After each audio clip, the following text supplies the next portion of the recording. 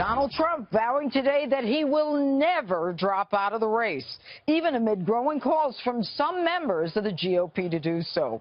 Joining me now for a reaction, Dr. Robert Jeffress, a member of Trump's Faith Advisory Council and also a Fox News contributor. All right, good evening, Pastor. How do you possibly continue to support Donald Trump after the latest audio leak? Look, make no mistake about it, Judge. His comments were crude, they were offensive, and they are indefensible, but they're still not enough to make me vote for Hillary Clinton. I mean, we need to put this in perspective.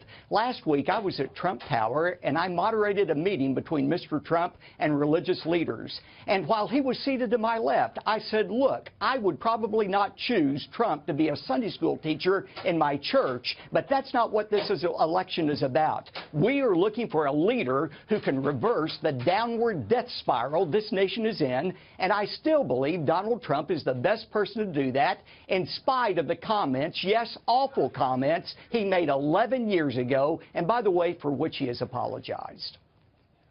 Let me ask you this, Pastor. You know, I suspect, and they talk about this a lot in presidential elections, this is some October surprise. But I suspect that there may be other comments that are going to be leaked as WikiLeaks, and this is just my conclusion, as the WikiLeaks continue to pour out. Julian Assange says we've got even more WikiLeaks, which I'll talk about a little later in the show. But what do you say to other evangelicals? I mean, you may feel that, Donald is the best person to run the country, but what about those evangelicals, never talked like this or heard these kinds of words? Well, I don't talk like that, but we all are sinners. Everybody's a sinner, the Bible says. We all need God's forgiveness, and God is able to forgive anyone who asks. But I am, Judge, having a lot of conversations right now with evangelical leaders, and they say, well, Robert, what about character? Doesn't character count? And I say, of course it does. But you're presupposing Hillary Clinton has a superior character to Donald Trump. Here is a woman, Judge, who has deleted 33,000 emails. She has attacked the women who were sexually assaulted by her husband, and she supports the dismembering of babies in the womb through partial birth abortion. That is hardly sterling character. To me, that is the height of immorality.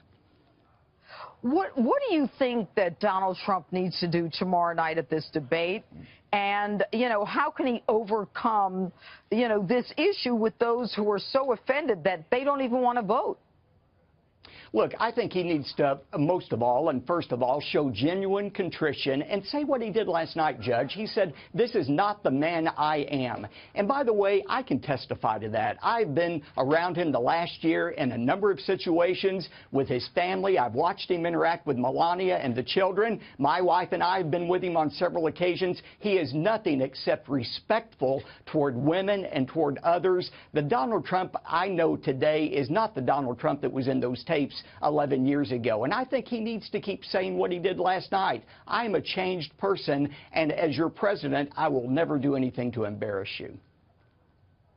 And Pastor, Hillary Clinton, if she continues to, paint Donald Trump as this kind of person, and I believe that the debate last week and the reference to Machado was just the tee up for this, so it would look like a cumulative thing.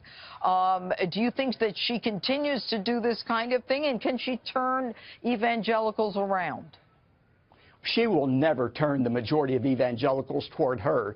Donald Trump is the only pro-life, pro-religious liberty, pro-conservative justices to the Supreme Court candidate that we have. And by the way, that's what this election is about for conservative Christians, Judge. It's about the Supreme Court. The next president will select or nominate 2 or 3 justices who will shape this nation for generations. And we need justices who will interpret the law using the Constitution and not political correctness. And I just remind my conservative friends, don't lose focus about what this election is about. It's about the Supreme Court and the future of our country.